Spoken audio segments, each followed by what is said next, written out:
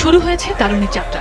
দেশ সংস্কারের লক্ষ্য নিয়ে বৈষম্য বিরোধী ছাত্র আন্দোলনের রাইটার্স একটা খবর এসেছে, ছাত্ররা একটা পলিটিক্যাল দল গঠন করতে চায়। রাজনৈতিক দল করছি কত তারিখের মধ্যে।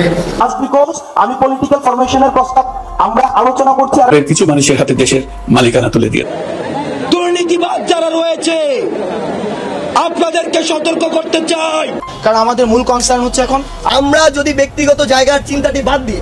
সম্মানিত দর্শক শ্রোতা, ক্ষমতা পেয়েই খুবই অদ্ভুতভাবে কার্যক্রম শুরু করে দিয়েছে হাসনাত ও সার্জিস। ভিডিওটা দেখে আপনারা অবাক হয়ে যাবেন তাদের বক্তব্যগুলো শুনে। সম্মানিত দর্শক শ্রোতা, ভিডিওটা খুবই চাঞ্চল্যকর একটি ভিডিওটা শেষ পর্যন্ত দেখবেন। ভিডিওটা শেষ পর্যন্ত দেখে তারপর আপনার মূল্যবান মতামতটি কমেন্ট বক্সে লিখবেন। হাসনাত ও সার্জিস বাংলাদেশে কি শুরু করে দিয়েছে আপনারা ভিডিওটা দেখলেই সকল তথ্য জানতে পারবেন। বিস্তারিত জানতে পারবেন ভিডিওর মধ্যে। চ্যানেলে নতুন হলে অবশ্যই চ্যানেলটি সাবস্ক্রাইব করে নেবেন। তাহলে চলুন সেই বক্তব্যগুলো আগে শুনে আসি। দুর্নীতিবাদ যারা রয়েছে আপনাদেরকে সতর্ক করতে চাই, আপনারা 16 বছর একটা দলের ছত্রছায়ায় ছিলেন, এখন যদি আবার আরেকটা দলের ছত্রছায়ায় এসে আপনারা দুর্নীতি করার চেষ্টা করেন, ছাত্র জনতা আপনাদেরকে দেখে নিবে।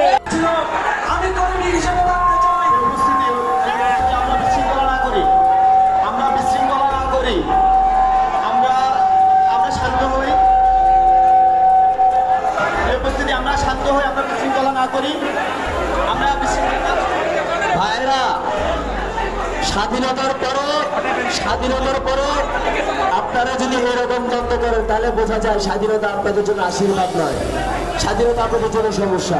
এই গুরুত্বপূর্ণ রক্ষার কিভাবে আপনারা জায়গাটা রক্ষা কিভাবে করবেন, এটা আপনাদের দায়িত্ব, এটা আপনাদের উপর আমরা সাধারণ শিক্ষার্থী যারা তারাই হচ্ছে আমাদের সাথে কাজ করবে। এবং বৈষম্য বিরোধী ছাত্র আন্দোলনের ব্যানারটা হচ্ছে সাধারণ শিক্ষার্থীদের ব্যানার, সাধারণ ছাত্র জনতার ব্যানার। এটা কোনো দলীয় ব্যানার না। এখানে যদি কেউ দলীয় এজেন্ডা বাস্তবায়ন করতে আসে তাহলে আমরা তাদেরকে প্রতিহত করব। আর এখানে হচ্ছে বেস্ট প্রায়োরিটিটা সাধারণ শিক্ষার্থীরা পাবে। তো আমরা পরিষ্কারভাবে একটা ওনাদেরকে মেসেজ দিয়েছি, যদি কেউ অনেক আন্দোলনের সময় আমাদের সাথে অনেক দলীয় নেতাকর্মীরা ছিলেন বা হচ্ছে বিভিন্ন রাজনৈতিক দলগুলো ছিলেন, আমরা সবাই মিলে যে বিপ্লবটা, আমরা সবার অংশগ্রহণেই তো বিপ্লবটা ঘটেছে, কিন্তু এটা সাধারণ শিক্ষার্থীদের একটা ব্যানার। তাই এই ব্যানারের প্রতিনিধিত্ব করবে শুধুমাত্র সাধারণ শিক্ষার্থীরাই, কোনো পোস্টের দলীয় নেতা না, কোনো পোস্টের দলীয় নেতা থাকতে পারবে না, কারণ তাদের একটা প্ল্যাটফর্ম আছে, তাদের দলীয় একটা প্ল্যাটফর্ম আছে যেখানে তারা দেশের জন্য কাজ করতে পারে। এটা সাধারণ শিক্ষার্থীদের প্ল্যাটফর্ম, আমরা সাধারণ শিক্ষার্থীরাই সেই প্ল্যাটফর্মে বলছে যে আওয়ামী লীগ তো রাজনীতি করে নাই, রাজনীতি করছে। আমরা এটার পরিবর্তন চাই। Just because we want to form a political party, we the idea of witness, we বলতে কিন্তু আমি জাস্ট এই পাশটা বুঝাই নাই। এবারের দলের কিছু মানুষের হাতে দেশের মালিকানা তুলে দিয়েছে। প্রিয় দেশবাসী, কিন্তু এই দ্বার প্রান্তে দাঁড়িয়েই আমাদের গড়তে হবে স্বপ্নের বাংলাদেশ, বৈষম্যহীন, শোষণহীন, কল্যাণময় এবং মুক্ত বাতাসের রাষ্ট্রের যে স্বপ্ন নিয়ে ছাত্র জনতা। তাই রোববার দুপুরে চট্টগ্রাম বিশ্ববিদ্যালয়ের ডক্টর মোহাম্মদ ইউনুস ভবনের অডিটোরিয়ামে ছাত্রদের সঙ্গে মতবিনিময় সভায় অংশ নেন বৈষম্য বিরোধী ছাত্র আন্দোলনের অন্যতম সমন্বয়ক হাসনাত আব্দুল্লাহ। এ সময় তিনি ছাত্রদের কাছ থেকে নানা পরামর্শ নেওয়ার পাশাপাশি কথা বলেন ছাত্র রাজনীতি নিয়ে। এ সময় হুঁশিয়ারি দেন সমন্বয়কদের নাম ভাঙিয়ে অনিয়ম করলে ছাড় না দেয়ার। গত 16 বছরে যারা ফ্যাসিস্ট গভর্নমেন্টকে কায়েম করেছে তাদের ফোর্সোলজার হিসেবে ছিল, তাদের যারা এই দুটো ছিল তারা সবাই এবং বুলবুলি এবং সাইফুল দুটোই ছিল, এবং তারাই ছাত্র প্রতিনিধি আন্দোলনের শহীদ পরিবারের সদস্য আহতদের সঙ্গে কথা বলেন। পরে প্রশাসন ও রাজনৈতিক ব্যক্তিদের সঙ্গে মতবিনিময় করেন সার্জিস। 64টা জেলার প্রোগ্রামগুলোর দুইটা পার্ট, একটা হচ্ছে প্রশাসনিক ডিল বা কমিউনিকেশন, আরেকটা হচ্ছে অর্গানাইজেশন বা ইন্টারনাল এই যে ডিলিংসগুলো। আমাদের দুইটা কিন্তু দুই ভাগে ভাগ করা। আমাদের মেইন অ্যাডমিনিস্ট্রেটিভ যে জিনিসগুলো বা পলিসি বা প্রশাসনিক জিনিসগুলো কিন্তু মোমো করতেছে, মানে আমার টিমের, আমি জাস্ট লেভেল দিতে আসছি ভাই, সোজা বাংলা কথা। এছাড়া সমন্বয়কদের দল শহীদ পরিবারের পাশে থাকারও ঘোষণা দেন। একই সঙ্গে আহতদের সুচিকিৎসার বিষয়েও খোঁজখবর নেন।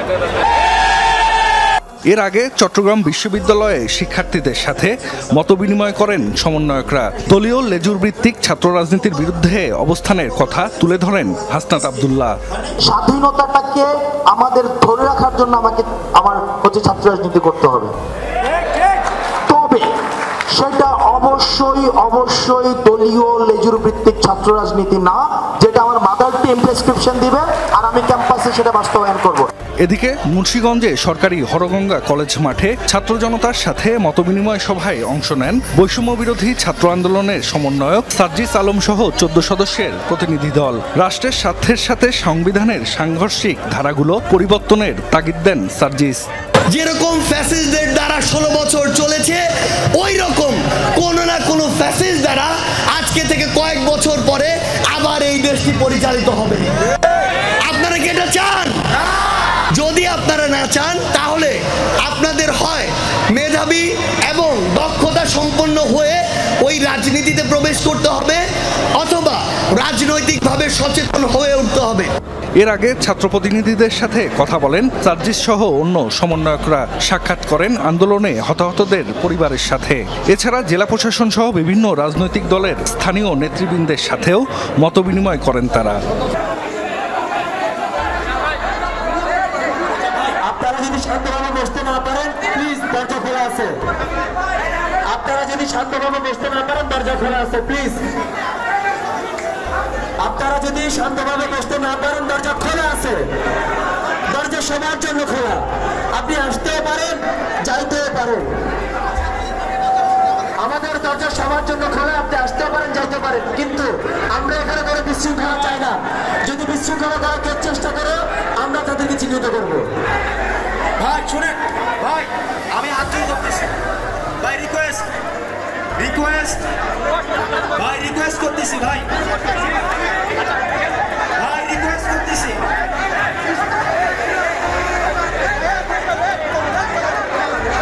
ভাই রিকোয়েস্ট করতেছি।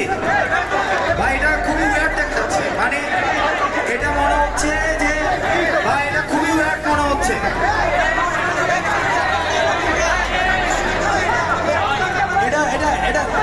এটা দৃষ্টিকটু মনে হচ্ছে ভাই, এটা খুবই দৃষ্টিকটু দেখা যাচ্ছে, খুবই দৃষ্টিকটু।